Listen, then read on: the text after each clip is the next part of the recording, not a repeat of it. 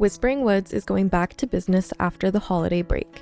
The zoo's been stripped of its festive decor, some rehabilitated animals have been released back to the wild, and Genevieve has set her resolution for the new year, getting some African and South American species representation at the Haven. Luckily for her, the Asian Conservancy Project has a partner in Madagascar. Enter Omari Achebe, a volunteer with the Lemur Lifeline. Threatened by deforestation because of corporate greed, the Volunteer Association aims to rescue the injured and displaced animals.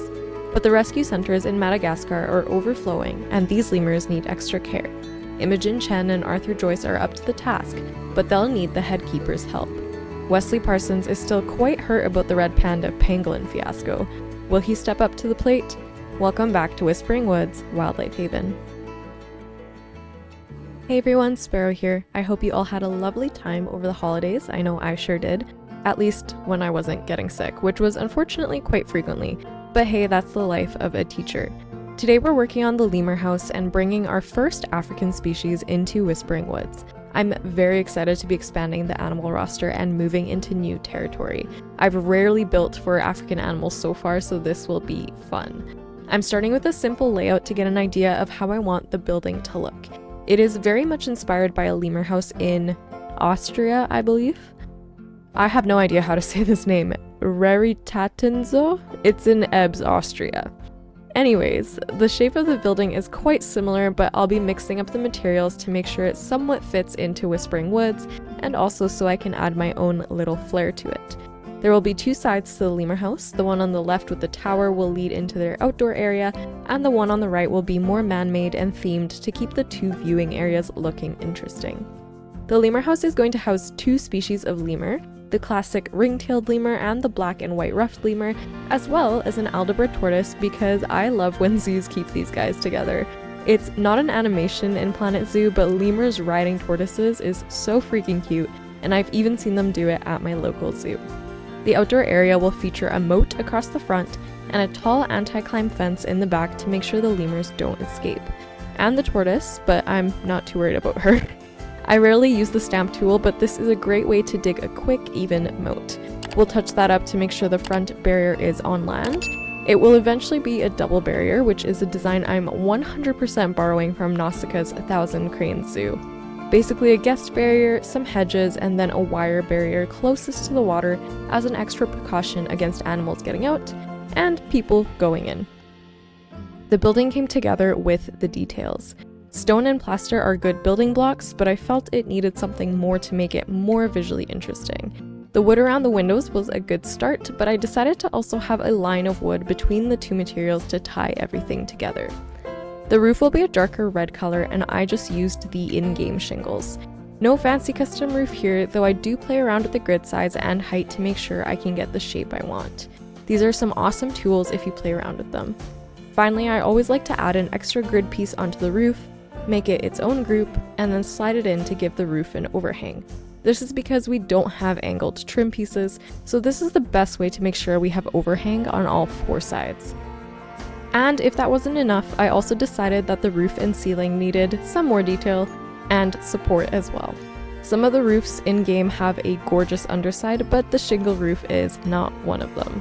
The beams I placed 1 meter apart using another piece to measure and make sure they were all the correct distance. Also makes for a nice trim, seeing as, again, the shingle roof doesn't have the nicest edges. With that, we're ready for our first arrivals. And while we wait for the lemurs to get to the enclosure, a quick note about animal management. I recently got a question asking why my animals have a weird combination of letters and numbers after their names. This is not because they're test subjects in a lab experiment, but because this is my animal management system. So let me show you real quick how that works using our brand new herd of reindeer. So I'm going to filter my species by reindeer, and I usually like to sort by maturity because then it's easier to see who we've got. I'm going to hit pause real quick here. So, we actually have a brand new reindeer, so you'll get to see this in action.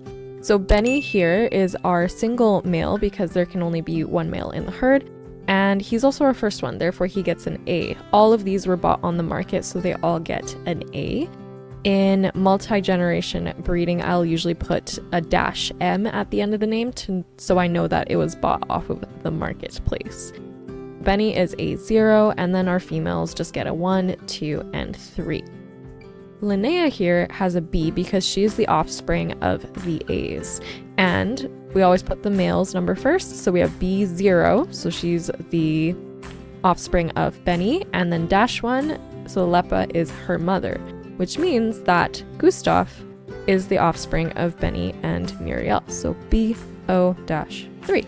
And then once Marika has her foal, then that foal will be B0-2. So reindeer, quite easy because there's not that many of them. Alpacas are much more difficult to deal with because you can have multiple males and multiple females, which means that the lines start getting crossed quite easily. So this time, let's look into our alpaca naming system. It still follows the same routine, but if we look here, we have Achiaku C0401. So we're already the 3rd generation down the line here. We also have Olanta C00 and then Tamia C0403. And we can see that all of these alpacas were born at Whispering Woods. 2 must have been different parents if these ones are breeding and not inbreeding. So Achiaka and Tamia would have had the same father because they both have an 04 at the beginning. Whereas they would have had different mothers, so 01 and 03. Olanta would have had a different father because he has a 0 and a 0, so he must have had starter parents, so B0 and B02. I must have shortened his name because he's now the only male in the enclosure because he would have been a 002. But because he's the only male, we don't really need to worry about that, and we know he's not related to these two. So once all relatives have died out or been traded out of the zoo, I do shorten the names because otherwise we end up with strings like this. So for example, this one here, the father would be 00, which is Olanta, and then we'll put a dash. 0403 is the mother. This one, same thing. We have 00 as the father, 0401 as the mother, and you'll notice that it has a keep on the end. And that's because I have decided that this one is going to stay in the zoo later on, these two. Once these females are gone, then we can get 2 new females and then we can keep our Whispering Woods bloodline going. Now, Karawi doesn't have a keep, but he has just matured. So we're actually going to sell him off because we've decided that his genetics not as great as these other ones. This one mostly just for the coloration because he has a white and tan wool. This one is brown, and then this one is brown. So we'll keep these 2, and then we're going to trade this guy out. Hopefully that made at least some sense to you.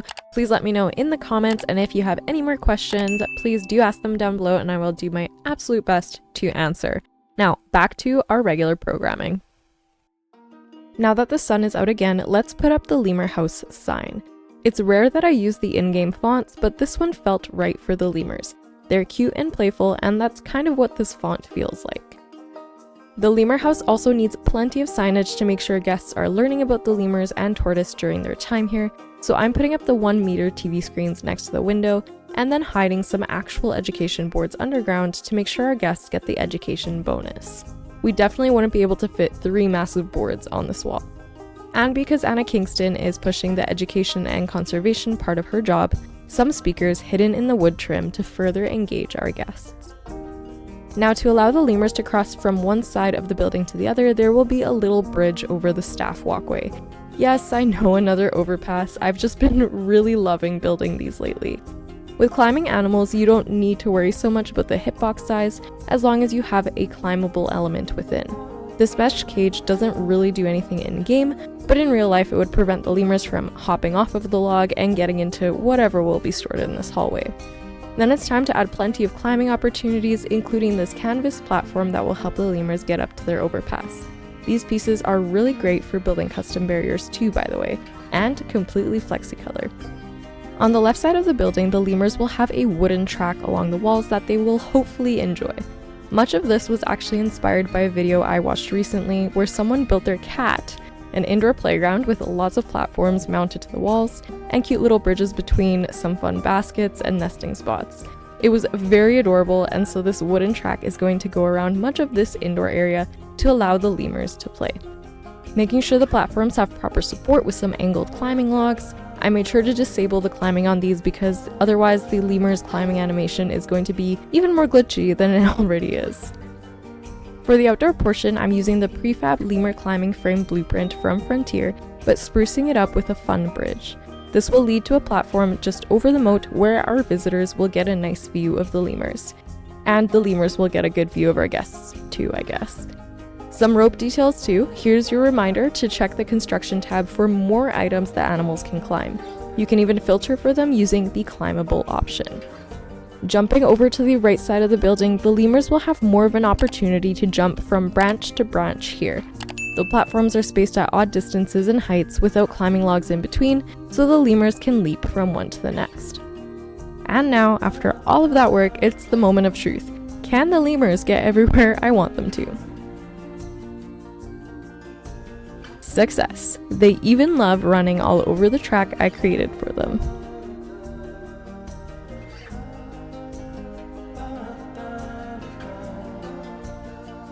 Dressing up the second viewing area with some mural backgrounds to give it a themed man-made look, in combination with the hay-covered concrete flooring, I think it looks zoo-ish enough.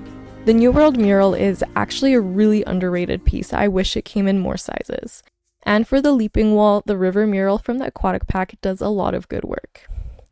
We won't dwell on planting for too long today, but I will say that if you're looking for plants that fit the temperate biome of Europe, but also fit these animals' needs, look no further than the weeping willow and tree ferns. That willow is exactly the tree I needed to complete this enclosure. We're not done just yet because I felt like the build wasn't quite finished. Too much empty space. So across from the lemur house will be another small vendor area because I've realized just how important the guest needs can be in this game. I played through the entire career mode over the holidays, and man, was that much more difficult than any franchise or challenge mode zoo I've ever put together. But I did come away from it with some new ideas for my own zoos, so it was time well spent. I want these stalls to have an African theme without being overly themed, if that makes sense. Lots of straw and wood, plus I used those African hanging cloths as well. These new Zookeeper pack tables actually look pretty great here, I think, and now our guests have even more options for food and drink around the park. We'll name it the Leaping Lemur Outpost, and then it's time to see how our guests like it.